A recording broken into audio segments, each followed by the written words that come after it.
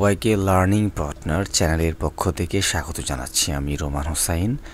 আজকে আমি তোমাদের সাথে মাইকেল মধুসূদন দত্তের লেখা কপোতাক্ষ নদ এই কবিতাটির ব্যাখ্যা করে শোনাব। কবিতাটি বিগত বছরে অনেকবার পরীক্ষাতে এসেছে এবং সৃজনশীল প্রশ্ন এর মধ্য থেকে তোমরা ইনশাল্লাহ কমন পাবে। কুমিল্লা বোর্ডে প্রায় প্রত্যেকটা বছরই এই কবিতা থেকে প্রশ্ন আসে। আসো আমরা কথা না বাড়িয়ে কবিতাটির ব্যাখ্যা জেনে নিই। আমি খুবই স্বল্প সময়ে এবং একদম সংক্ষিপ্ত একটা ব্যাখ্যা তোমাদেরকে প্রদান করব। আশা করি তোমরা এর মাধ্যমে সৃজনশীল প্রশ্ন খুব সহজে সমাধান করতে পারবা। শুরু করছি আমরা কবিতাটা। সতত মানে হচ্ছে সবসময় বা অলওয়েজ। হে নদ মানে কপোতাক্ষ নদকে কবি সম্বোধন করে বলছেন, তুমি পড়ো মোর মনে। অর্থাৎ হে কপোতাক্ষ নদ, তুমি সবসময় আমার মনে পড়ো, তোমার কথা আমার মনে আসে। সতত তোমার কথা ভাবি এ বিরলে। এখানে বিরলে মানে হচ্ছে নির্জন জায়গায়। অর্থাৎ আমি নির্জন জায়গায় একান্ত নিরিবিলিতে তোমার কথা ভাবি। অর্থাৎ কবি এই দুই লাইনে আমাদেরকে জানিয়েছেন যে কপোতাক্ষ নদের কথা কবির মনে পড়ে, প্রবাসে বসে তার নদীর কথাটা তার মনে পড়ছে। আমরা পরবর্তী লাইনে যাব। আচ্ছা, এখানে হচ্ছে এবার এই অংশে কবি আমাদেরকে বলছেন যে কপোতাক্ষ নদের কথা তার মনে পড়ছে কীরকম তার কপোতাক্ষ নদের কথা তার মনে পড়ছে।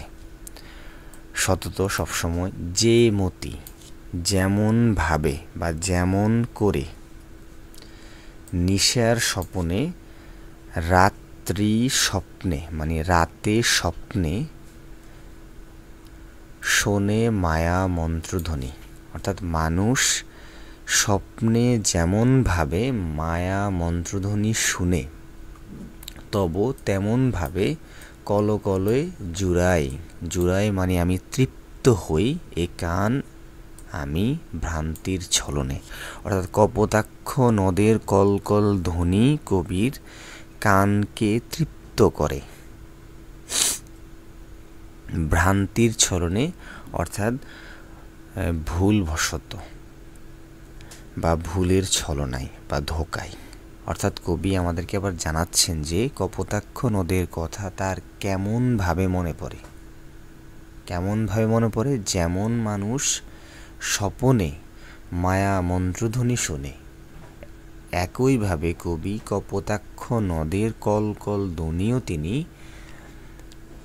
তৃপ্তি সহকারে তার কান জুড়ায়, তার মনকে তৃপ্ত করে। তাহলে আমরা প্রথমাংশ জানতে পারলাম কপোতাক্ষ নদের কথা কবির মনে পড়ে। পরবর্তী এ অংশে জানতে পারলাম যে কপোতাক্ষ নদের কথা তার কেমন মনে পড়ে। এবার পরবর্তী অংশে আমরা যাব।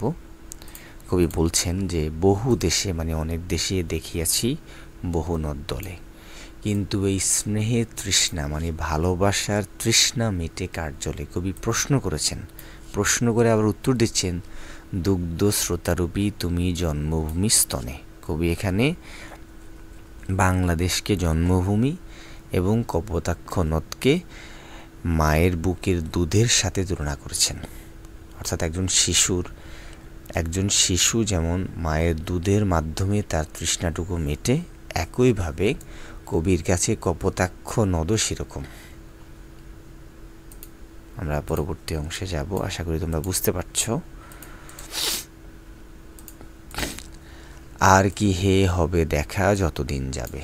কবি এবার সংশয়ের মধ্যে পড়ে গেলেন যে হয়তোবা তার আর দেশে ফেরা হবে না, প্রবাসে তার সারা জীবন তার থাকা লাগবে। তো তিনি আফসোস এবং সংশয় নিয়ে বলছেন যে আর কি হে হবে দেখা যতদিন যাবে, প্রজারূপে রাজরূপ সাগরেরে দিতে। অর্থাৎ বাড়ি মানে হলো পানি, রূপকর মানে হলো খাজনা। এ মিনতি গাবে বঙ্গজ জননের কারে। বঙ্গজ মানে বাংলায় যে সমস্ত মানুষ বসবাস করে তারা, সখারিতে মানে বন্ধু ভেবে, বন্ধুর মতো করে তার নাম, এই প্রবাসে মজি প্রেম ভাবে লয়েছে যে নাম তব বঙ্গের সঙ্গীত, অর্থাৎ বাংলা গানে।